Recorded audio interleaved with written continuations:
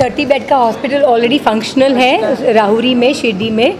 And जो 500 bed का project है उसकी भूमि पूजन हम 16 जनवरी 2023 को रखने जा रहे हैं। एंड हम चाह रहे हैं कि पूरे भारत का, हमारा जो है भारतीयों का एक हमारा प्रण है कि हम कैंसर फ्री इंडिया बनाएं इंडिया को। डॉक्टर माने से मिली थी टेड टॉक में, और जब उनके बारे में सुना कि वो कैंसर रूरल पेशेंट्स का इलाज कर रहे हैं और वो कैंसर फ्री इंडिया बनाना चाह रहे हैं, तो मुझे एक और मंजिल मिल गई और मैंने इनके साथ अपना हाथ जोड़ लिया और हमने एक प्रण लिया है कि हम कोशिश करेंगे कि हम भारत को कैंसर फ्री इंडिया बनाएं। तो ये हर तबके के लोग रहेंगे इसमें? जी या कोई? नहीं सर, ये पूरे भारतीयों का हॉस्पिटल है, ये पूरे हिंदुस्तानियों का हॉस्पिटल है। एंड यहाँ पे कोई मज़हब, कोई भेदभाव, कोई ऊंच जात नीच पे कुछ नहीं रहेगा। ये हम स्वास्थ्य के लिए काम कर रहे हैं, हम जीवन दान के लिए काम कर रहे हैं। एंड आई थिंक दुनिया में अगर सबसे बड़ा कोई दान है तो वो जीवन दान है। बहुत बहुत धन्यवाद। नाम बताइए। डॉक्टर स्वप्निल माने। सर जी, आपके मन में ये विचार कैसे आया और आपने ये बुनियाद रखने का किस तरीके का सोचा, फिर आपकी टीम कैसी बनी, ज़रा इस बारे में आप बताएंगे। जब 2011 में मैं पीजी एजुकेशन ले रहा था, पोस्ट ग्रेजुएशन कर रहा था केईएम और टाटा में, 2 हॉस्पिटल्स में, तब देखा मैंने कि बहुत दूर दूर से अपने गरीब लोग आते हैं। मुंबई में आना एक बहुत बड़ी दिक्कत है उनके लिए और चैलेंज है।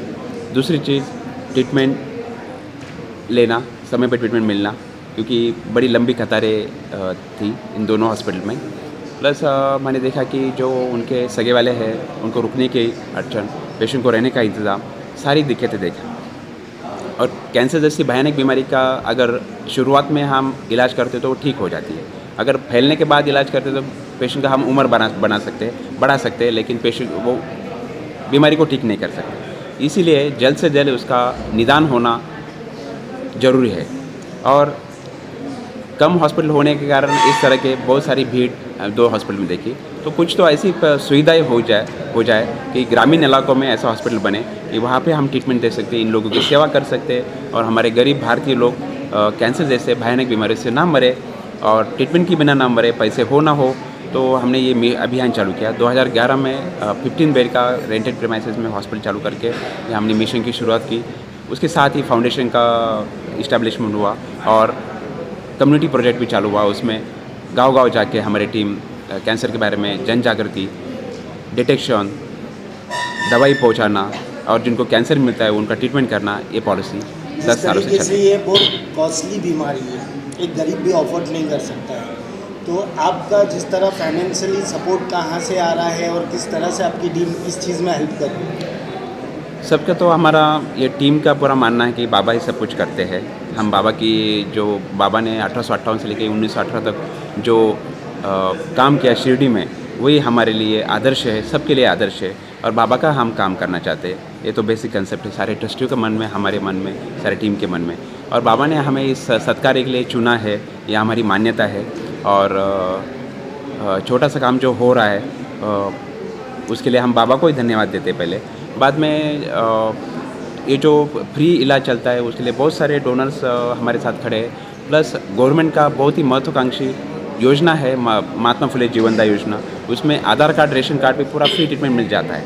90% ट्रीटमेंट तो फ्री हो जाता है और 10% जो बचता है वो हमारे बाकी की सुविधा ट्रस्ट के माध्यम से, डोनर के माध्यम से हम पेशेंट को दी जाती है। मेरा नाम राजेंद्र अग्रवाल है।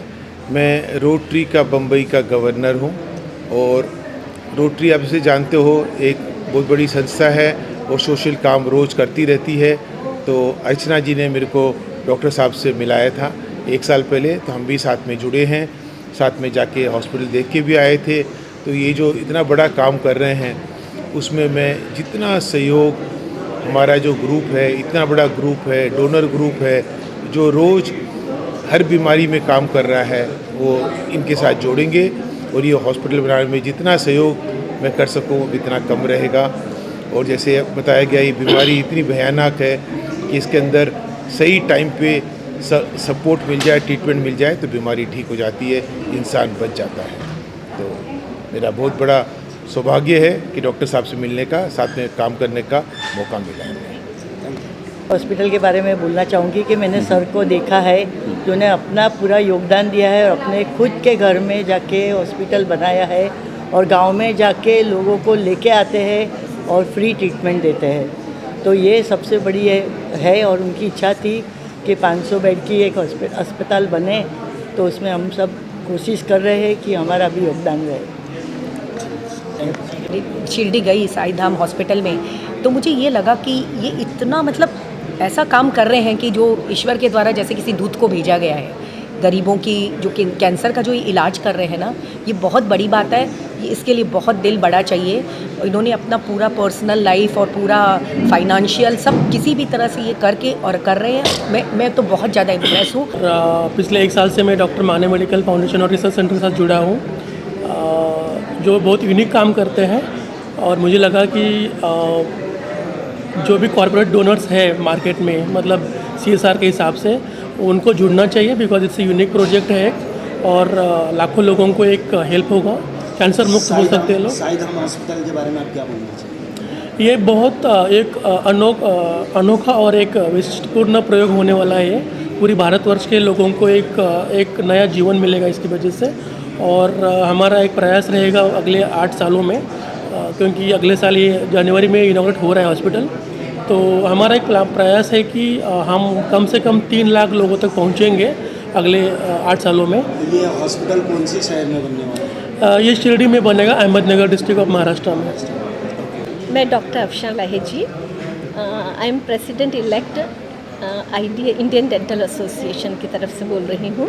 मेरी तरफ से और हमारे एसोसिएशन की तरफ से पहली बात सर को मुबारकबाद। इतना अच्छा काम किया है सर ने। और हमारे पास भी प्रोजेक्ट है जिसमें हम टोबैको फ्री इंडिया करते हैं और कैंसर फ्री इंडिया के प्रोजेक्ट है। अभी हमने रिसेंटली पूना में वर्ल्ड नो टोबैको डे मनाया था लार्ज स्केल पे, सो दैट अवेयरनेस क्रिएट की जाए।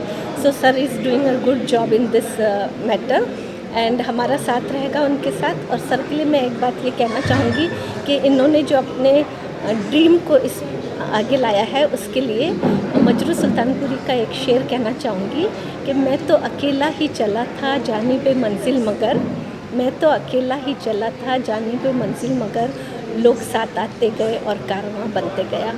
All my good wishes to doctor Swapnil and to Sai Dham hospital. शुक्रिया। Thank you so much. Thank you. Hospital doctor माने, वहाँ पे मैं ट्रस्टी, प्रतिशत साईं मंदिर में मैं सेक्रेटरी।